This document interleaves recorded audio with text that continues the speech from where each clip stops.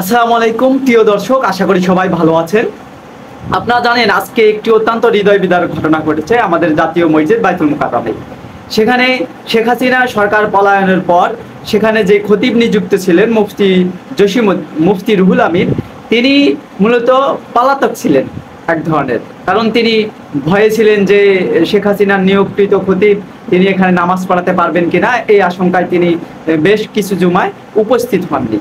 তো ঘটনাক্রমে আজকে তিনি সদল বলে উপস্থিত হয়েছেন। উপস্থিত হয়ে তিনি যখন নামাজ পড়াতে যান তখন এখানে তার অনুপস্থিতিতে কিন্তু সরকার থেকে একজন খতিব সেখানে অলরেডি নিয়োগ করে দেওয়া হয়েছে, এবং তিনি ওই খতিব যখন খুতবা পড়াইতেছিলেন, নামাজ পড়াতে যাবেন, সেই সময় মূলত মুফতি রুহুল আমিন তিনি সেখানে আসেন। এসে তিনি সেখানে হট্টগোল করেন এবং তিনি নামাজ পড়াতে চেষ্টা করেন। আর তখনই মুসল্লিরা আর তার যে অনুসারী ছিল বেশ কিছু মাদ্রাসার ছাত্র, এবং এদের মধ্যে পরস্পর সংঘর্ষের ঘটনা ঘটে মসজিদে রক্তাক্ত অবস্থা হয়ে যায়, যেটা খুবই জঘন্য, নিন্দনীয় এবং হৃদয় বিদারক একটি দৃশ্য।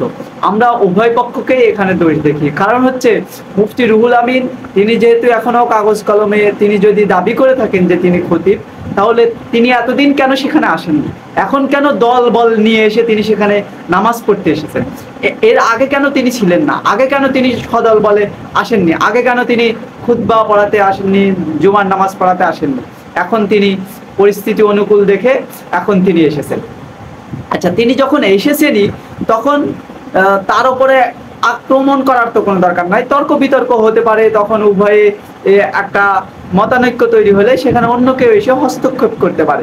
কিন্তু তাই বলে এক দল আরেক দলের ওপর মসজিদের ভিতরে কিভাবে আক্রমণ করে এবং রক্তাক্তের ঘটনা ঘটে, এগুলা অত্যন্ত নিন্দনীয় কাজ। আমি গত কয়েকদিন আগে একটি বলেছি যে এই ধরনের কাজ তো আফগানিস্তান, পাকিস্তানে হয়। বাংলাদেশে তো আমরা একটি শান্তিপ্রিয় দেশ, আমরা তো এই ধরনের কাজ চাই না।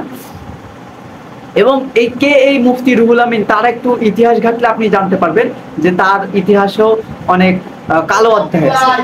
যেমন তিনি এক সময় চাইতেন যে এই তিনি তার সবচেয়ে বড় অভিযোগ, তিনি হচ্ছে শেখ হাসিনাকে কওমি জননী উপাধি দিয়েছেন। এই কওমি জননী উপাধি দিয়ে মাদ্রাসার ছাত্রদেরকে, মাদ্রাসার এডুকেশনকে এদেশের সাধারণ মানুষদের কাছে বিতর্কিত করেছেন, প্রশ্নবিদ্ধ করেছেন।